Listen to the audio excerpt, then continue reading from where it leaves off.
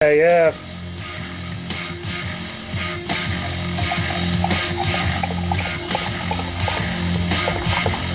Keep coming. That's right. Hey, I'm Adam. I'm Bryan. Back with another episode of Buds and Suds. We are absolutely just ecstatic about this one. Yeah, excited. Very excited. Super excited. We've been dying to try this one and wanting to get our hands on a bottle, and so we did. Cost us a lot, but we think it's going to be worth it. Absolutely. So, of course, this is a side project, Anabasis. This is blend 4. It says on Untapped it's an English barley wine. On here it says an American barley wine, but either way, it's brewed with American malts and hops and fermented with a strong English strain, and then rested 2 years in Blanton and Eagle Rare barrels, and then blended. So that sounds awesome.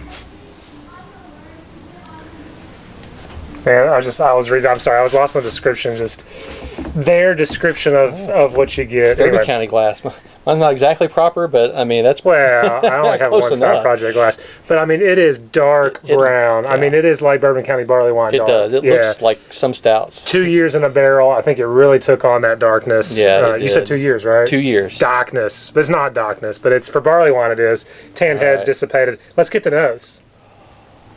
Is that it? Ooh, man, I'm in heaven. That shit smells awesome. I mean, it smells like the sweet raisin, brown sugar. Yeah. Oh, You've heard us say it before. The classic, more English style barley wine, obviously. So we're not getting like a hop aroma. You're getting those wonderful fig, raisin, fruitiness, dark cherries, the toffee, caramel, brown sugar, candiness. Let's not wait any longer. all right. Cheers. Cheers, guys.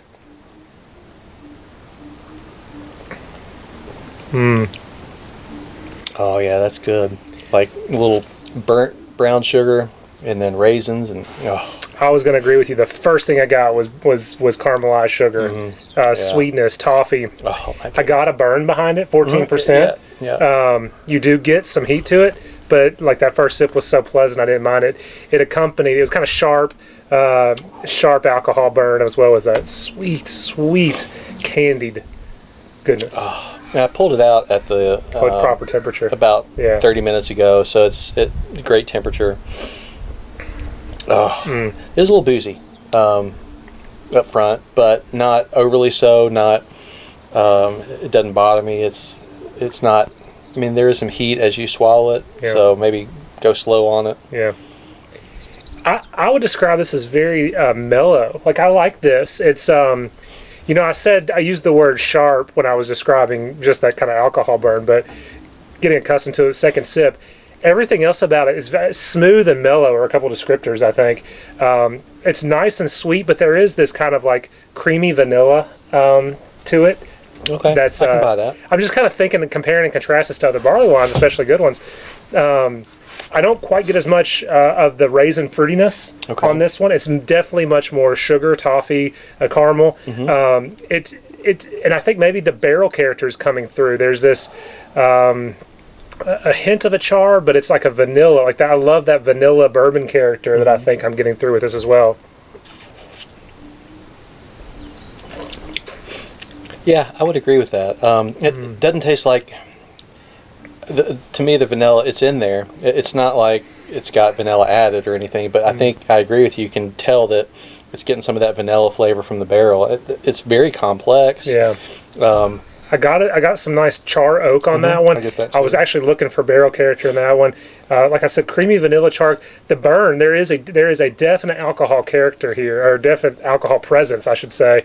But it's pleasant in that I like drinking bourbon, and it almost feels like I've got a little bit of bourbon in my glass. I mean, it obviously doesn't have a heat of just a straight glass of bourbon, but it complements that caramel sugary sweetness very well, and it lets you know that, hey, there is 14% here. Yeah, It's definitely a sipper. Very pleasant though. It's not really like I'm good. like, ooh, it's alcohol, but I wouldn't just take a big gulp of it. I wouldn't do that anyway. we wouldn't waste it. Oh, this is wonderful. Yeah. So now the question is, people are going to want to know, is it similar to other barley wines we've had without having... Shoot, I guess I could have brought a Bourbon County barley wine at the same time. Yeah. Mistakes were made. Oh well. I don't have any. We could What do I pause it and think could go about home and this get it. compared to Bourbon County barley wine? I think, like I said, so. That's what comes to my mind when I'm comparing this, because that's yearly favorite. Right.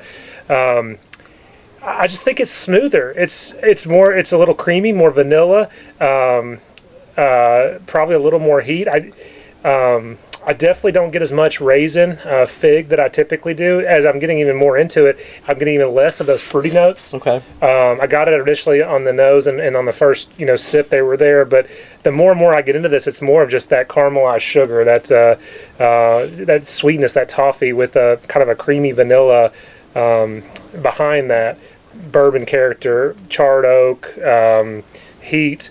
So those are some of the differences. Do I like it more or less? It's just different. Yeah. It's really good and really well done. Yeah, I would tend to agree with you that as far as the typical dark fruit flavors, it's less than what you get with like a Bourbon County barley wine, but it's still there. Yeah. It's not one of the predominant flavors. I would say it's very similar to Endless Ending. I mean, it almost tastes like a stout mixed with a barley wine. Definitely. The Bourbon County barley wine's that way too. Yeah, it is. Second use, or I guess third use barrels, bourbon stout than barley wine. Definitely, I got a little more fruit notes on that. So it's complex. It kind of each sip's a little different. I think I aerated a little more on that one. Regardless, it's very good. Definitely, I would say top tier barley wine, worth checking out. We've seen some come and go on the websites and how much it costs and everything. Fun to try, not fun to pay that much for it. But unless you live in St. Louis and can go and get it every time it comes out, I don't know if I would get it again. I would take it as a gift, by the way, but it's really good. And I would say I don't think it's quite as sweet as Endless Ending. Yeah, I would agree with that. I with those I almost describe as I'm getting caramel, like sugar crystallizing on my lips. This, I'm not getting that. I mean, it is thick. Oh, and the mouthfeel, it's thick, it's chewy, perfect temperature right now. It's let's go 4.8. I really dig it. I was going 4.75. Yeah. I'm not sure why I can't give a 5. I guess I could, but it's not quite there. It's almost a 5. It's as close as I could get to a 5 without being a 5. Yeah. It's really, really good. Yeah. It could be a 5 depending on your night and, environment and what you've had before or after and all that kind of stuff. It's definitely in that must-try, wonderful top tier, one of the top 2 or 3 I've ever had. So yeah, I would definitely put it up in the top with, Deal with the Devil, Endless Ending, of course, Bourbon County barley wine, maybe a little below it, but not by much. Yeah. But then they're not making that anymore either. So, well, you mean King Henry? Well, I was thinking bourbon. Because they haven't done it in 2 years. Oh, I'm hoping that's temporary. Yeah. Please, I hope that comes Bourbon County barley wine. It's not gone forever. Do that crazy coffee barley wine. Please no. But yeah. So and then as far as we were kind of looking at whether this is American or English, it's English style. Yeah, I don't get any hops. There's no hop presence. We've had a couple American barley wines, and I know the hops can range on that, but there is no hop presence to this. Yeah. I'm sure they put a few hops in there just. Because it's a beer, right? Because it's a beer, but you don't perceive those, or at least I don't perceive those. Yeah, I don't either. I would definitely say this is an English barley wine. Yeah. So it's wonderful. So we did King Henry way early on because I know time ago. One of our friends that has had this beer. People asked him, and he used to have a King Henry icon on his Untapped check-in. That's how much he liked it. So they said, which one's better? And he said the same. He's like, it's been a while. I don't remember, but I think the Anabasis is better.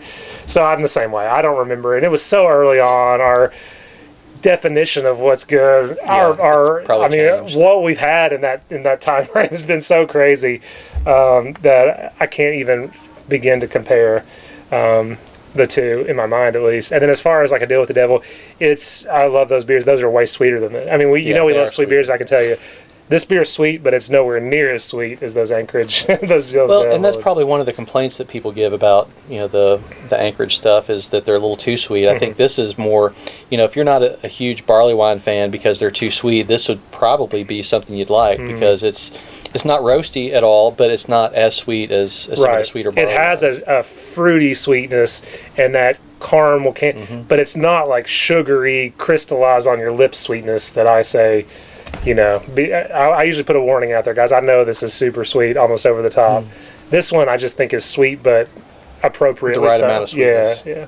Yeah, I think. But my right amount of sweetness is different than. Yeah, I'm going to stick with 4.75. This is wonderful. Yeah, and it's a warm summer day. We're under the shade, but it doesn't matter. We're drinking a dark beer, and we're going to enjoy the rest of it. So. We had to. Absolutely. Couldn't sit on this one. Anything else? No. As always, guys, if you came to the beer you love the beer you have. Thanks.